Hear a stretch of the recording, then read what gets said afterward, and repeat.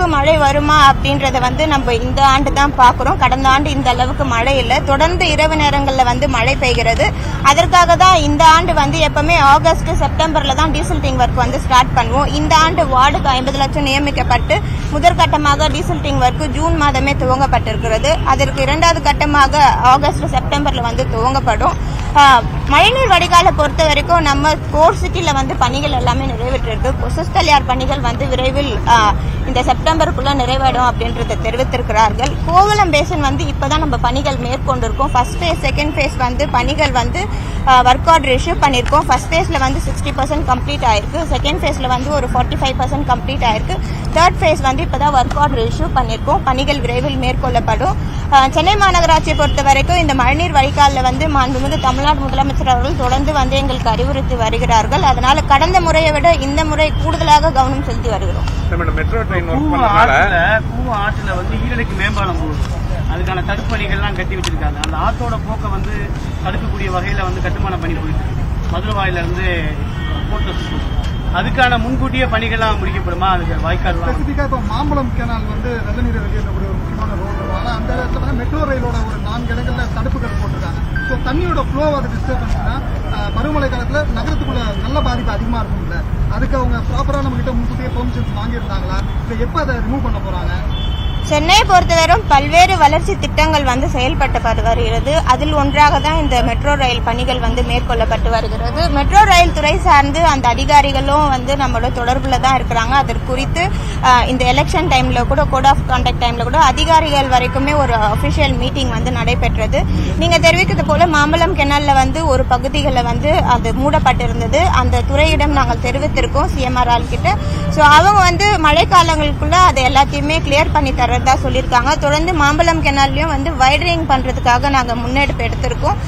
நேற்றைக்கு தான் அது வந்து பணிகள் துவங்கப்பட்டிருக்கு. கண்டிப்பாக அந்த பகுதி மாம்பழம் கெனால்ன்றது மிகவும் முக்கியமான பகுதி மழைநீர் வடிகால் வந்து வெளியில செல்வதற்கு.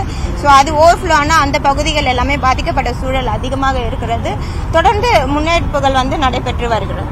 முகத்துவாரத்தை பொறுத்த வரைக்கும் என்ன முகத்துவாரத்தான் பிரச்சனையாச்சு. ஏன்னா அங்க எண்ணூர் ஆகட்டும் இங்க இருக்கக்கூடிய பகுதிகளாகட்டும் இப்ப அந்த முகத்துவாரத்தில் இருக்கக்கூடிய அந்த தண்ணி போறதுக்கான வழி என்ன பண்ண போறாங்க? ஏன்னா ஒவ்வொரு டைமே பேக் வாட்டர் வந்து தான் இஷ்யூ ஆகுது. இப்ப அங்க அவங்களுடைய ஒர்க் எப்படி இருக்கு? அந்த மாநகராட்சி என்ன மாதிரி நடவடிக்கை எடுத்துட்டு? இல்ல முகத்துவாரம் பொறுத்த வரைக்கும் பணிகள் வந்து மேற்கொள்ளப்பட்டு தான் வருகிறது. கடந்த முறை வந்து எல்லா முகத்துவாரமும் கிளியர் பண்ணி தான் வைத்திருந்தோம். ஆனா கடந்த முறை நம்ம வரலாறு காணாத மழை வந்து இருந்தது. யாருமே அந்த அளவுக்கு மழை வரும்ன்றதை எதிர்பார்க்க முடியல. இயற்கை வந்து யாராலுமே நம்ம நியமிக்க முடியாது, ப்ரெடிக்ட் பண்ண முடியாது. ஸோ அந்த மாதிரி ஒரு சூழல் தான் வந்து கடந்த ஆண்டு நடைபெற்றது. இந்த ஆண்டு கடந்த ஆண்டை முன்னேற்க வச்சு இந்த ஆண்டு மிகவும் வந்து விரிவாக பணிகள் மேற்கொள்ளப்படுகிறது.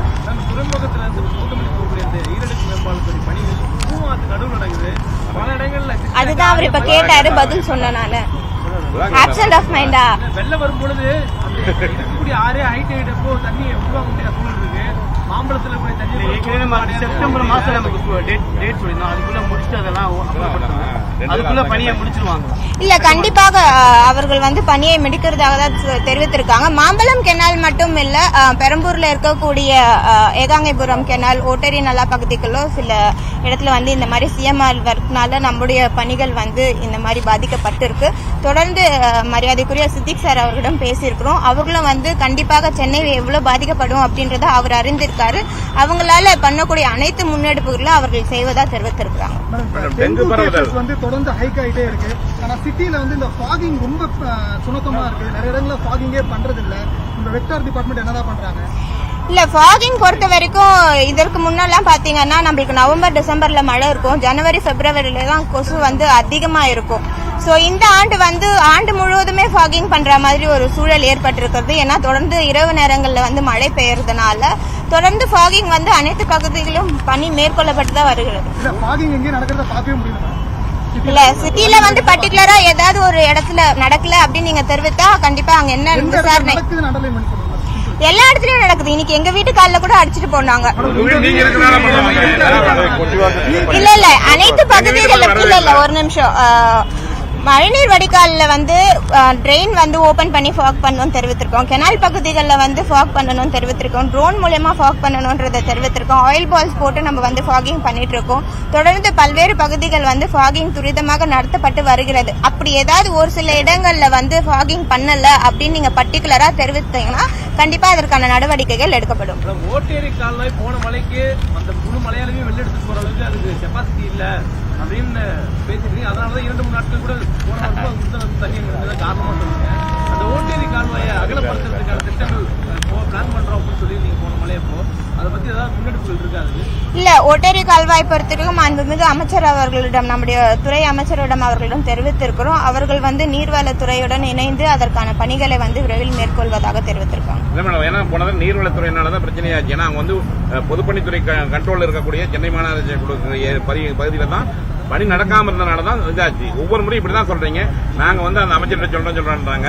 ஆனா சென்னை மாநகராட்சி பொறுத்த வரைக்கும் நாங்க என்ன சொல்லணும்னா மெயின்டைன் பண்றதாவது மாநகராட்சி எடுத்து பண்ணலாமே. பொதுப்பணித்துறை கிட்ட கேட்டு நாங்க வந்து சென்னை மாநகராட்சிக்குள்ள இருக்கக்கூடிய பொதுப்பணி சிறந்த இந்த பக்கிங்காம் கால்வாய் ஆகட்டும், ஓட்டை நல்ல இதாகட்டும், இது வந்து கார்பரேஷன் எடுத்து பண்ணலாம்ல. நாங்க 33 கெனால்ஸ் இருக்கு. கெனால்ஸ் வந்து மாநகராட்சிக்கு ஒப்படைக்குமாறு நாங்க அவர்களிடம் கேட்டிருக்கோம். ஆனா அவர்கள் வந்து தொடர்ந்து அதற்காக நிதி ஒதுக்கீடு பண்ணி ஸ்லட்ஜ் ரிமூவ் பண்ணிட்டு தான் வராங்க.